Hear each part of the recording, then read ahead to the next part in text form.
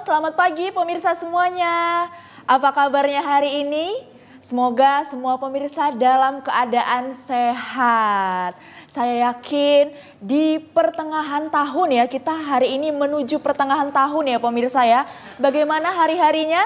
Semoga selalu ceria dan bahagia saya doakan. Pemirsa semuanya, di pagi hari ini saya, Dr. Catherine Hetsa, akan memandu ngobrol-ngobrol santai di acara Ngopi, Ngobrol Penuh Inspirasi. Pemirsa semuanya, pagi hari selalu identik dengan harapan yang baru. Dengan menerima senyuman-senyuman manis dari orang-orang sekitar, ya aroma masakan dari dapur, dan tentunya obrolan-obrolan santai dari televisi Anda. Nah, untuk itulah pemirsa, hari ini kita akan ngobrol-ngobrol dengan topik tonsilitis kronis.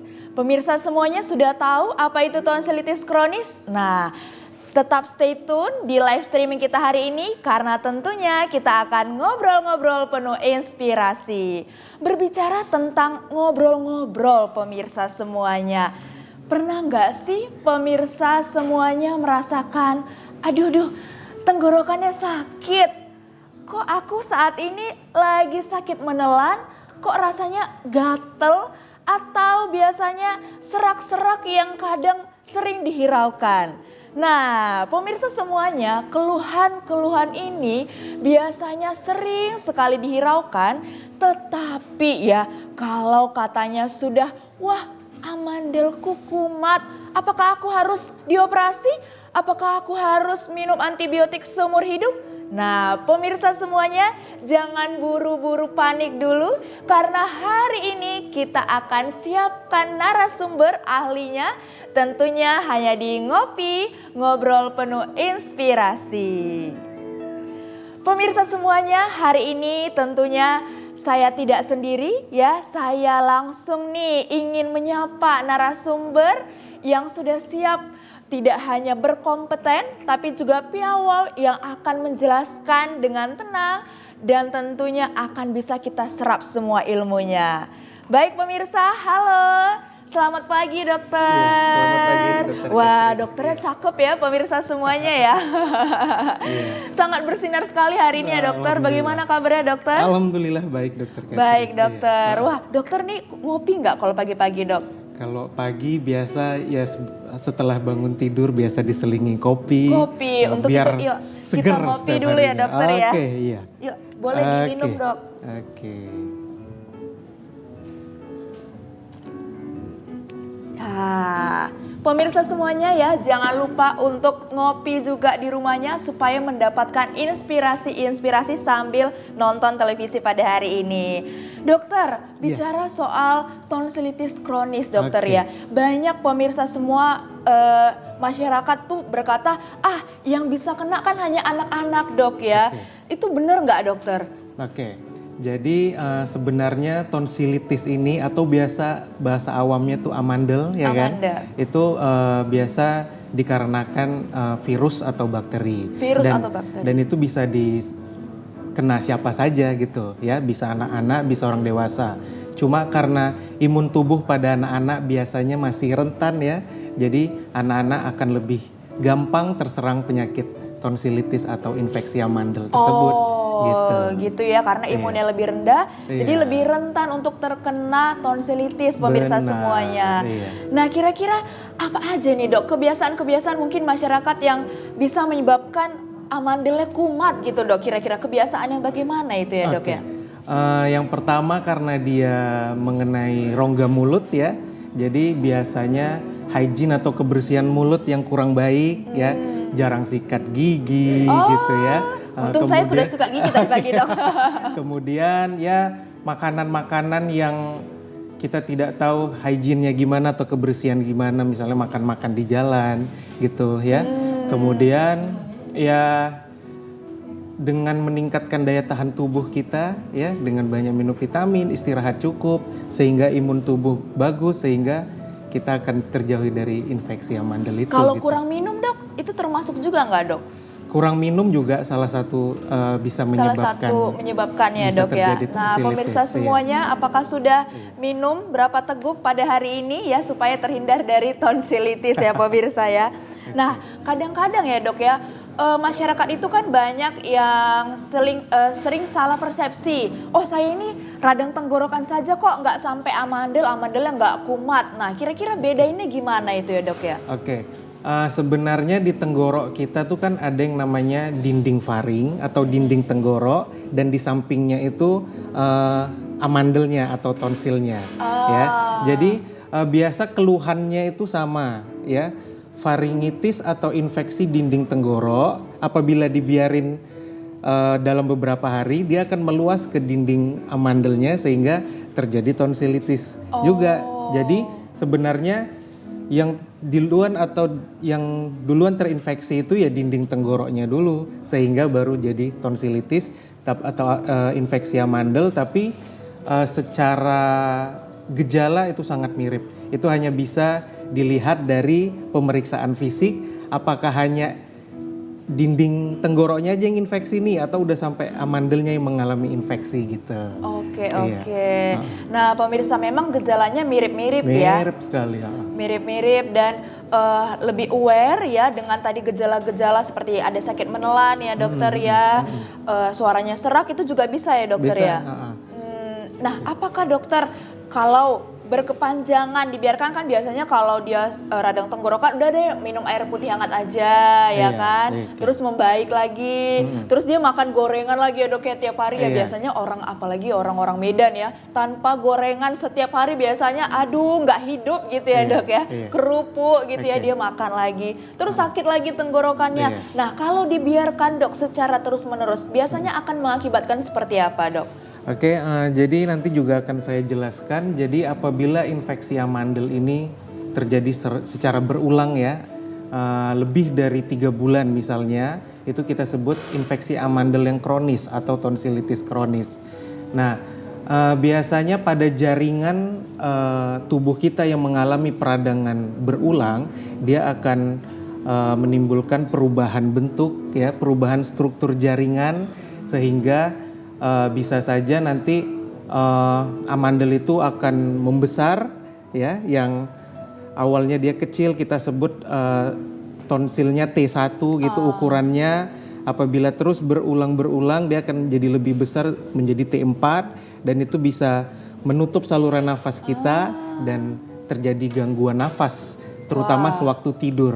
Nah itu yang dikhawatirkan. Gangguan nafas sewaktu tidur berarti bisa gagal nafas ya dok ya? Jadi bisa dia sesak nafas sehingga tersentak karena kehabisan oksigen atau kekurangan oksigen. Wah pemirsa semuanya ya, jadi jangan anggap sepele ya dengan kebiasaan-kebiasaan, udah biasa kok cuman radang sakitnya ya dokter ya. Jadi hari ini tentunya kita akan mendengarkan, mulai nanti akan dijelaskan oleh dokter ini ya. Ya ini pemirsa semuanya, dokter ini Dokter Carlo Maulana Akbar, Magister Kedokteran Spesialis Telinga Hidung Tenggorokan Bedah Kepala Leher ya. Jadi tidak sembarangan ya pemirsa. Kalau pemirsa semuanya punya pertanyaan, silahkan nanti chatkan di kolom live streaming kita. Nanti saya akan bantu tanyakan nih kepada narasumber kita pada hari ini. Nah pemirsa semuanya, supaya lebih lengkap lagi kita akan mendengarkan ya pemaparan dari narasumber kita pada hari ini. Tapi sebelum itu kita mau break dulu ya, jangan kemana-mana. Tetap di Ngopi, ngobrol penuh inspirasi.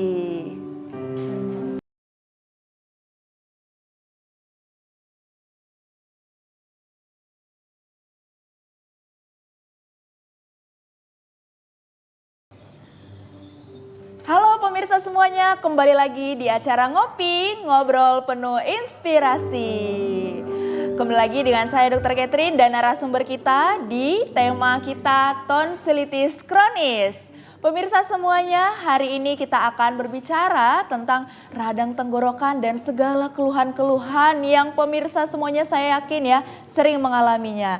Nah tentu saja ya dokter ya, kita akan mendengarkan presentasi dari dokter, tapi sebelum itu kita ngopi dulu ya dokter ya. Yuk.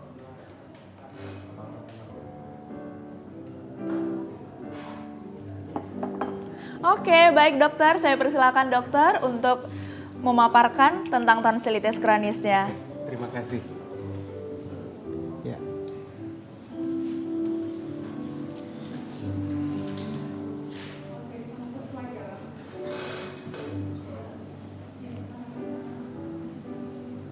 Baik. Assalamualaikum warahmatullahi wabarakatuh. Selamat pagi pemirsa TVRI sekalian. Perkenalkan saya Dr. Carlo Maulana Akbar, MCAT ORLHNS spesialis THT bedah kepala leher. Ya, sekarang saya bertugas sebagai dosen atau staf FKUSU. Ya, dan di sini saya coba untuk menjelaskan tentang penyakit yang sangat banyak kita jumpai di masyarakat ya. Jadi di bagian telinga, hidung, tenggorok, peradangan amandel atau tonsilitis kronis ini merupakan 3 besar ya penyakit paling banyak selain rhinosinusitis ataupun otitis media atau infeksi telinga. Oke, jadi agar pemirsa di rumah paham mengenai apa itu tonsilitis atau infeksi amandel dan kapan harus dilakukan operasi dan bagaimana bentuknya, saya akan menjelaskan sekarang. Oke, baik, slide.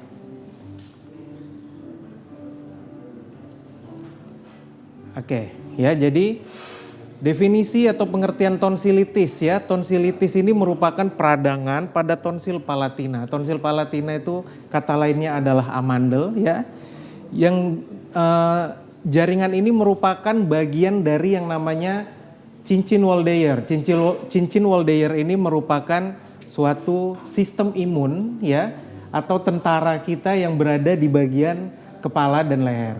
Ya, jadi selain di situ ada tonsil palatina, juga ada adenoid dan tonsil lingual yang berperan sebagai imun kita apabila kita sedang terserang bakteri ataupun virus. Oke, penyebaran ini atau penyebaran infeksi ini paling sering memang melalui udara ya, kemudian kontak fisik ya.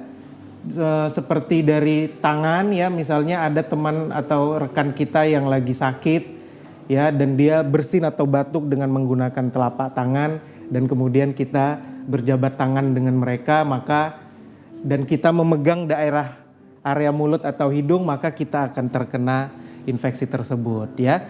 Dan tonsilitis atau infeksi ini dapat terkena pada seluruh kalangan usia sebenarnya, cuma tadi seperti yang kita jelaskan memang terutama pada anak karena pada anak imunitasnya belum terbentuk sempurna.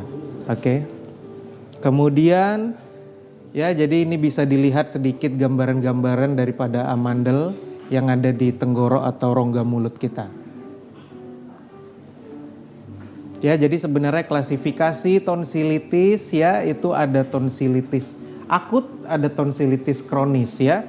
Di mana tonsilitis akut ini apabila terjadi infeksi pada amandel yang berlangsung kurang dari 2 bulan atau ada yang literatur bilang 3 bulan ya. Dan apabila tonsilitis kronis, apabila infeksinya ini terjadi secara terus-menerus lebih dari 3 bulan, itu bisa kita bilang tonsilitis kronis. Oke. Kemudian nah, apa-apa saja nih yang bisa menyebabkan atau faktor resiko yang dapat menyebabkan infeksi amandel. Yang pertama tadi yang sudah kita jelaskan bahwa oral hygiene ya, kebersihan mulut itu sangat penting ya. Dianjurkan untuk selalu sikat gigi ya, menggunakan larutan antiseptik untuk rongga mulutnya. Kemudian faktor resiko selanjutnya yaitu smoker atau perokok ya. Bapak Ibu di rumah, karena perokok ini mengandung zat kimia atau zat iritasi yang apabila mengiritasi daerah rongga mulut kita dan daerah sekitar itu akan membuat perubahan bentuk sehingga bisa menjadi infeksi amandel juga.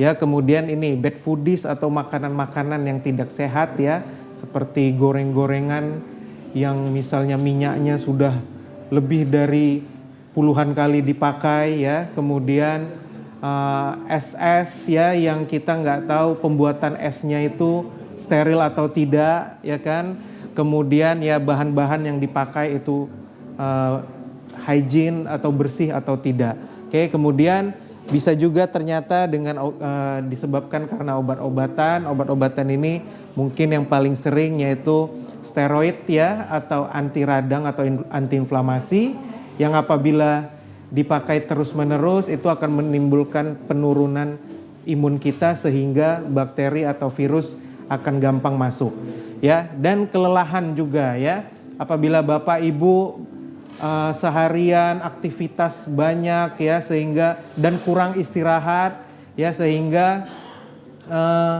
badan letih, capek, sehingga imun di tubuh kita tidak terbentuk ya, sehingga akan gampang terserang penyakit.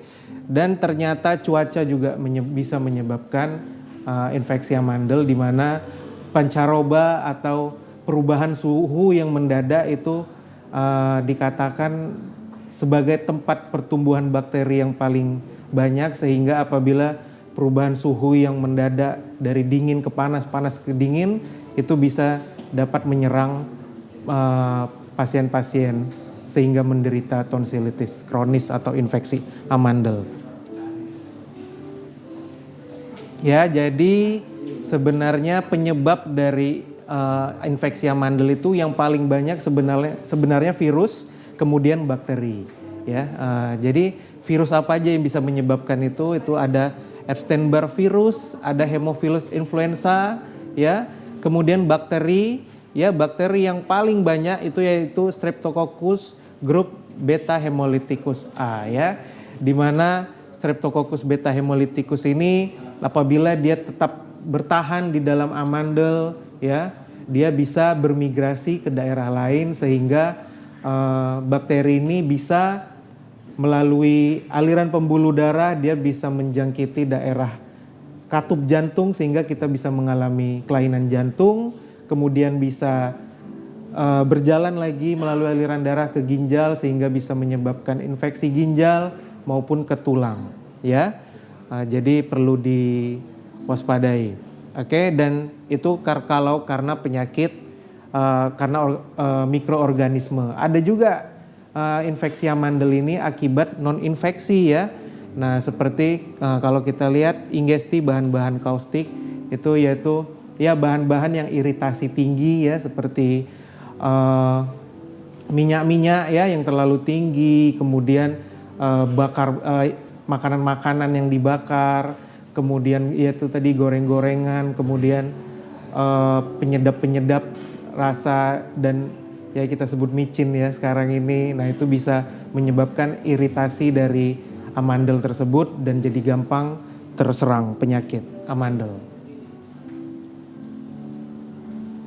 Oke, jadi ini kira-kira perjalanan bakterinya ya. Pertama-tama bakteri itu masuk melalui hidung atau mulut kita, kemudian bisa disaring atau menempel di amandel tersebut sehingga terjadi proses infeksi yang mengakibatkan sel darah putih kita melawan bakteri tersebut sehingga terjadi proses meradang ya. Dari berbagai proses inilah timbul gejala seperti demam ya, nyeri menelan ya, kemudian suara serak ya, seperti Dr. Catherine bilang tadi, itu terjadi karena proses inflamasi atau proses peradangan yang terjadi akibat masuknya mikroorganisme tersebut. Oke, jadi manifestasi klinis ya atau gambaran klinisnya apabila pasien datang ke tempat kita, oke, sebagai dokter THT kita harus melihat dulu nih ukurannya bagaimana, ya ukurannya bagaimana, kemudian gambaran amandelnya seperti apa, oke, dan kita lihat pembesaran amandelnya udah seperti apa, sehingga itu nanti yang bisa menyebabkan komplikasi seperti gangguan nafas waktu tidur gitu-gitu yang nanti akan kita jelasin lagi. Oke. Ya, pemeriksaan dari amandel ini untuk mengetahui penyebabnya apa sebenarnya ya, kita harus mengkultur dari amandel tersebut ya untuk mengetahui jenis bakterinya apa dan untuk penata laksanaannya yang lebih baik ya. Tapi amandel ini ada yang memang bentuknya tidak beraturan, ya, tidak beraturan, atau amandel ini kan biasa kalau dia sedang infeksi besarnya bersamaan kanan dan kiri.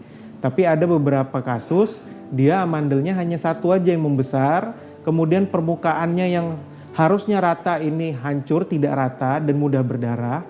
Nah itu kita mungkin akan curiga sesuatu yang lain nih, mungkin ini bukan infeksi, mungkin aja nih suatu keganasan ya, atau suatu jenis pembengkakan yang lain. Makanya kita harus memeriksakan jaringan tersebut melalui histopatologi untuk melihat apa jenis jaringannya tersebut. Ya, jadi ternyata amandel ini punya ukuran ya. Ukurannya amandel atau kita sebut tonsil itu dimulai dari dia T0 sampai T4 ya. Kapan dikatakan T0? T0 itu seperti digambar apabila memang sudah dilakukan pengangkatan tonsil atau pengangkatan amandel, maka amandelnya sudah tidak ada, maka dia disebut T0. Oke. Kemudian ada grade berikutnya yaitu T1. T1 di mana si amandel ini atau si tonsil ini masih berada di dalam pilar tonsil. Ya, dia masih bersembunyi di dalam pilar tonsilnya. Oke, itu kita sebut T1. Kemudian grade berikutnya apa? T2. T2 ini apabila si amandel atau si tonsil ini sudah melewati pilar tonsil tersebut, atau istilahnya dia mengintip, sudah agak keluar dari fosa tonsilarnya. Oke, itu kita sebut T2. Kemudian T3. T3 apabila dia sudah lebih besar dari ukuran T2 tersebut, udah hampir mendekati ya satu sama lain. Dan kemudian T4. Nah, T4 ini yang apabila amandel kanan dan amandel kiri itu bertemu atau kita sebut kissing tonsil, sehingga tidak tampak lagi ada celah di antara kedua tonsil. Nah, itu kita sebut T4, dan inilah ukuran seperti ini yang biasa bisa mengganggu proses menelan kita, proses bernafas kita, kemudian proses tidur kita ya, apabila sudah terjadi ukuran T4 seperti ini. Ya, jadi untuk pemirsa di rumah udah bisa, karena kita sebenarnya bisa cek sendiri ya melalui membuka mulut, mengeluarkan lidah, atau suruh yang mau kita periksa bilang A, itu akan terlihat ukuran dari amandel tersebut.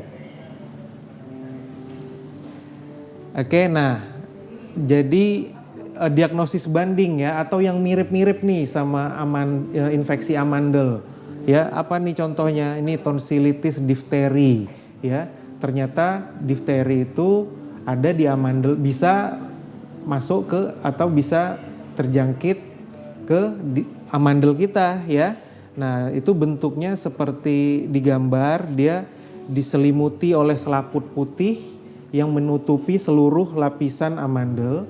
Ya, biasanya karena dia ditutupi selaput putih dan inflamasi atau pembengkakannya luar biasa, maka pasien sering mengalami gagal nafas kalau telat dilakukan tindakan.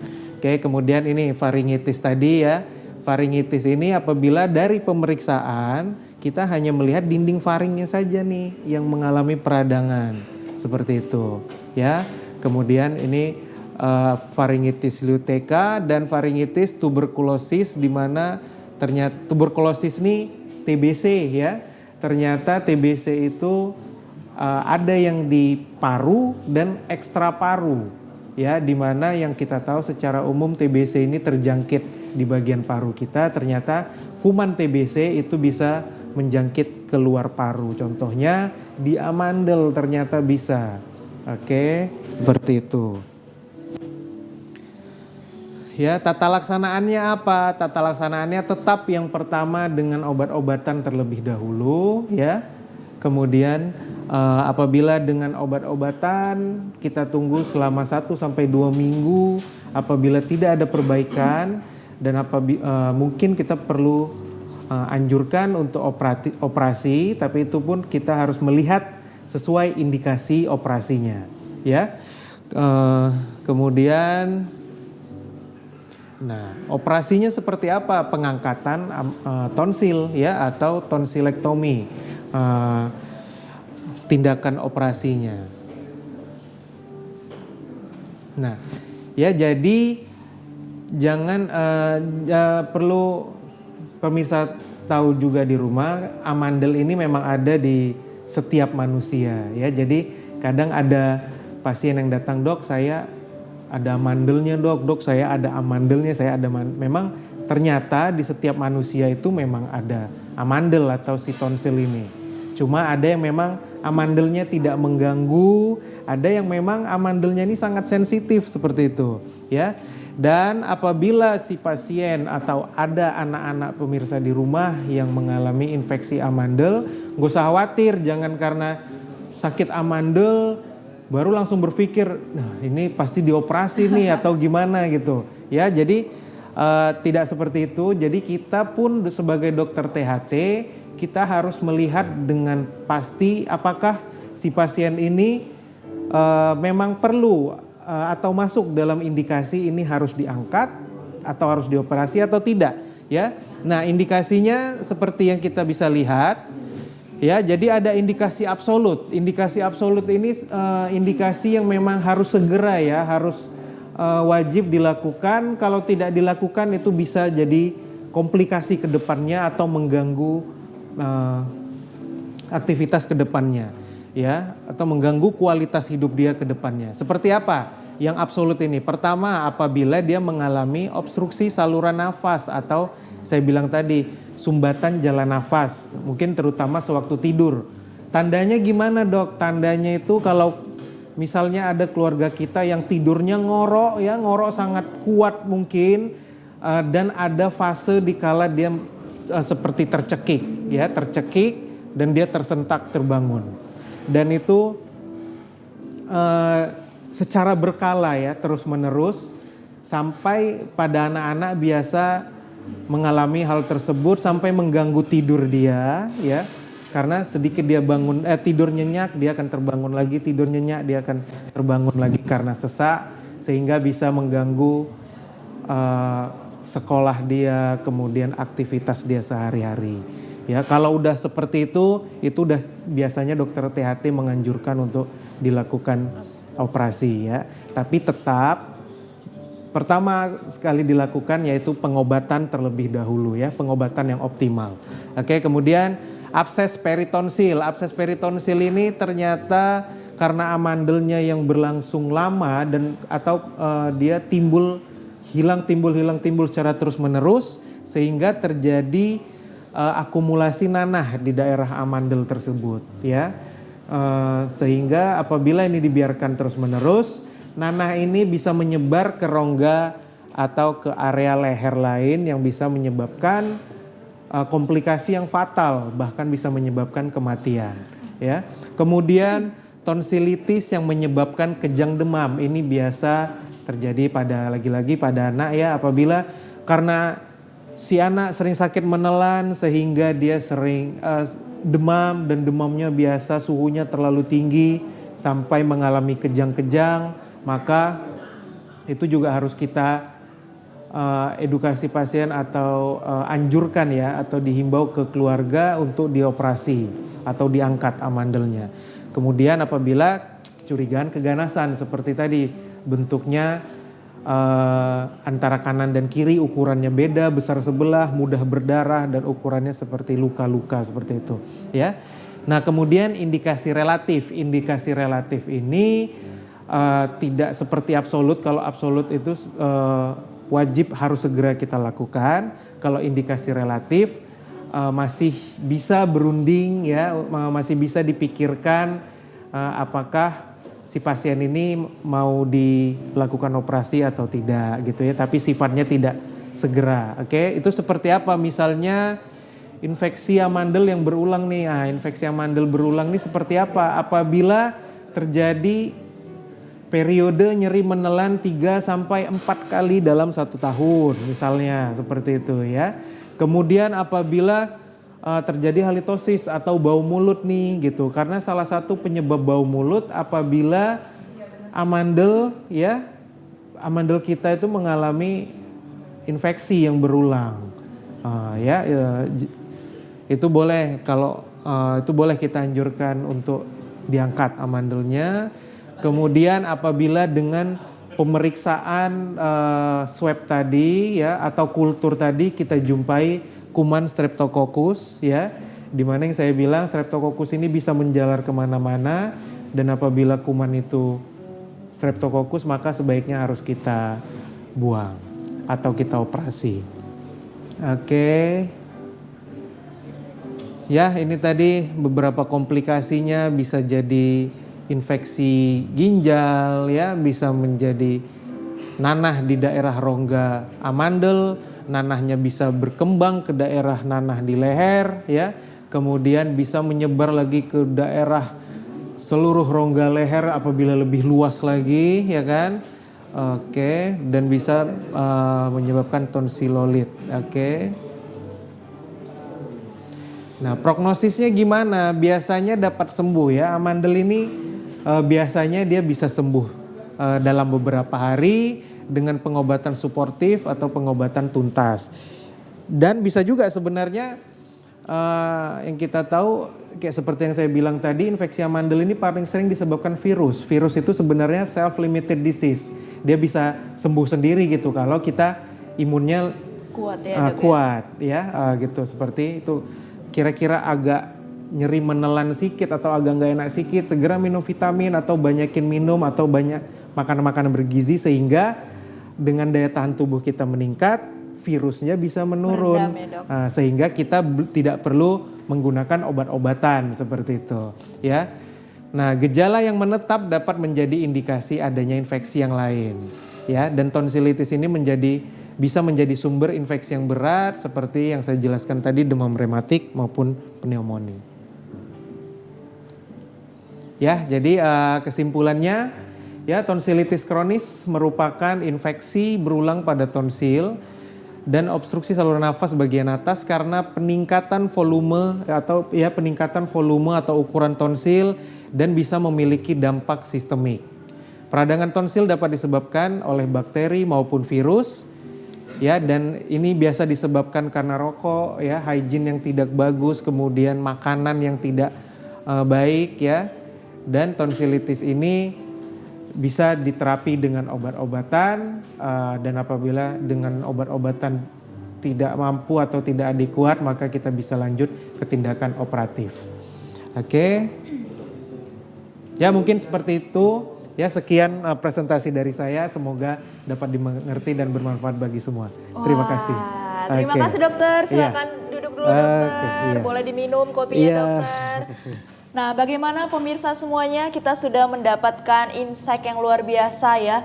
Saya sendiri sudah mulai banyak nih ya pertanyaan-pertanyaan, mulai dari faktor risiko, terus pengobatan dan lainnya. Tentunya saya yakin pemirsa semuanya yang punya pertanyaan langsung saja, jangan malu-malu untuk ketikkan di live streaming kita pada hari ini. Nanti saya akan tanyakan langsung kepada narasumber kita pada hari ini. Sebelumnya kita akan break dulu. Pemirsa semuanya standby selalu di Ngopi, ngobrol penuh inspirasi.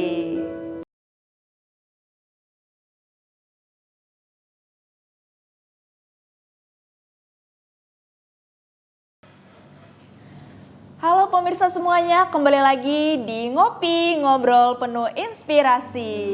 Kita sudah mendengar pemaparan yang luar biasa dari narasumber kita pada hari ini. Nah dokter ya, tadi dokter mengatakan bahwa memang radang itu dipengaruhi oleh cuaca dok. Biasanya cuaca yang seperti apa ya dok ya? Cuaca musim panas, musim dingin atau bagaimana itu dok? Oke. Ya, jadi sebenarnya cuaca yang dimaksud itu perubahan cuaca yang mendadak. Kan kadang kita dari dingin, tiba-tiba menjadi panas, dari panas dingin lagi. Ternyata itu pada beberapa penelitian mengatakan karena perubahan suhu yang mendadak itu, jadi bisa menyebabkan perkembangan bakteri ya ataupun virus di daerah sekitar kita menjadi lebih banyak gitu, sehingga kita jadi gampang terkena atau terinfeksi bakteri atau virus amandel itu. Berarti perubahan cuaca yang mendadak ya dokter ya. Nah gitu. Pemirsa semuanya ya, jadi kalau pemirsa ada yang liburan di sini biasanya musim panas ya dokter ya, musim dingin, salju gitu, biasanya lebih cenderung untuk rentan terkena yang namanya tonsil ya dokter ya.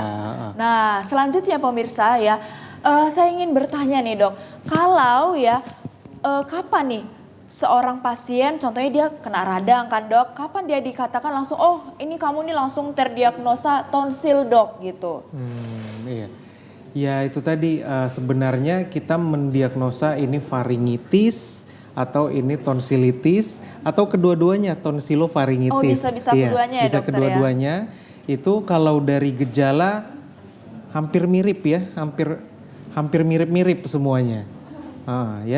Makanya untuk melihatnya sebenarnya kita harus melakukan pemeriksaan fisik. Kita lihat rongga mulutnya, apakah dinding faringnya saja yang merah, atau apakah amandelnya saja yang merah, atau bahkan bisa kedua-duanya. Seperti itu, ya. Baik dokter, nah sudah ada nih dokter ya yang bertanya di kolom live streaming kita pada hari ini. Saya ingin bertanya dok dari Ibu Rani Hafija. Yeah. Dok, apakah kebanyakan minum es bisa-bisa buat amandel bengkak katanya dok? Okay. Silakan dokter. Iya ya. Jadi ini memang pertanyaan yang paling sering ya ditanyakan ya. Jadi tapi sebenarnya yang perlu diketahui selain karena infeksi tadi, ternyata zat iritasi bisa menyebabkan perubahan suhu atau terjadi peradangan pada amandel. Nah, dan yang kita tahu sebenarnya suhu di tenggorok kita nih kita ibaratkan ya suhunya normal, tapi apabila sering terkena suhu yang rendah seperti yang dingin kali ya, dingin sekali atau panas sekali gitu, sehingga apabila masuk ke tubuh kita secara terus-menerus dia bisa mengalami iritasi.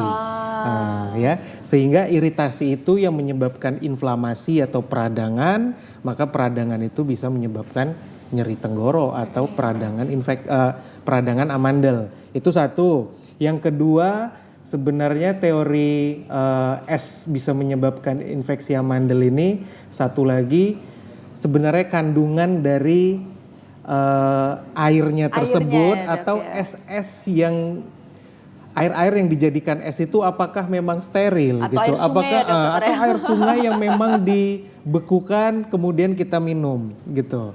Ya, itu juga bisa menjadi apabila kandungan dari es itu tidak steril atau tidak baik, itu bisa menjadi infeksi amandel seperti itu. Berarti bukan berarti tidak boleh minum air es ya dokter Tidak ya. boleh. Tetapi kalau minum es ya bisa dibuat di rumah ya dokter ya. Bisa dibuat di Dari rumah. air yang masak, dibekukan, seperti itu pemirsa. Jadi buat yang es lover ya, jangan takut juga untuk langsung saya berhenti minum es. Nggak begitu ya dokter ya, hygiene-nya yang diperhatikan. Baik dokter, terima kasih. Ini ada yang bertanya lagi. Dok mau tanya, apakah amandel bisa tumbuh lagi setelah dilakukan operasi pengangkatan dari amandel sebelumnya? Terima kasih dokter. Oke. Ya, jadi sebenarnya amandel itu apabila dioperasi dia tidak akan bisa tumbuh lagi. Makanya cara pengangkatan amandel itu sebenarnya seluruh kapsul ya atau seluruh amandel sampai dasar dari fosa amandel tadi itu kita angkat ya dan kita bersihkan sehingga kemungkinan untuk timbul lagi tidak ada. Tapi dok kalau amandel diangkat apa dia ada fungsinya nggak dok sebenarnya untuk tubuh kita? Kalau dia diangkat tiba-tiba kita nggak bisa ngapain gitu dok? Enggak ya? Jadi ada juga yang bilang dok nanti kalau diangkat amandelnya saya nggak bisa bersuara segala macam gitu ya. Jadi sebenarnya dari lokasi saja itu sudah beda ya. Amandel itu letaknya pas di belakang rongga mulut kita ya, bagian belakang. Sedangkan pita suara tempat kita bersuara itu letaknya di lebih ke bawah lagi ya. Jadi dia tidak satu sisi. Itu yang pertama. Yang kedua memang tadi seperti yang kita bilang amandel itu merupakan salah satu dari kumpulan sistem imun yang ada di tubuh kita ya yang namanya cincin of Waldeyer tadi. Dia merupakan memang sistem imun, atau istilahnya dia tentara kita. Apabila ada bakteri atau virus yang masuk ke dalam tubuh, maka dia tujuannya untuk mengatasi itu. Tapi apabila amandel ini sering ya kerjanya terlalu berat nih, sering terinfeksi segala macam ya, sehingga dia kan akan mengalami bentuk ya kan. Sehingga bisa menjadi gangguan atau komplikasi seperti yang kita bilang tadi. Kalau udah terjadi komplikasi, maka mau nggak mau itu memang harus dibuang gitu. Oke, kalau dibuang nanti sistem imunnya gimana dokter gitu. Seperti yang kita bilang tadi, amandel ini satu dari empat sistem imun tubuh di bagian kepala dan leher. Jadi apabila si amandel ini diangkat sesuai dengan indikasinya, ya udah nanti imun tubuh yang lain itu akan membackup imun tubuh kita gitu apabila amandel ini sudah dibuang. Oh, gitu. berarti Jadi sebenarnya nggak ada ada yang membackup masalah. tetap ya Iya, dokter ya. iya. Nah begitu pemirsa ya, jadi kalau yang sudah pernah diangkat tonsilnya ya mungkin lebih aware lagi untuk menjaga. Walaupun dengan begitu masih ada imun tubuh yang Masih lain ada ya imun dok tubuh ya. yang lain. Untuk menjaga imunitas tubuh kita. Nah baik dokter, terima kasih. Ini ada pertanyaan lagi dari Gideon Jogi Leohard Pane. Dok, saya mau bertanya, apakah infeksi amandel yang sudah terlalu parah atau penanganan yang sudah sangat terlambat bisa memicu kanker nasofaring atau kanker laring? Terima kasih dokter. Oke, ya terima kasih Pak Gideon. Jadi sebenarnya letak di tonsil ya, letak di amandel tadi itu berada di rongga mulut ya kan, sedangkan nasofaring letaknya di bagian atas dari rongga mulut sejajar dengan hidung ya.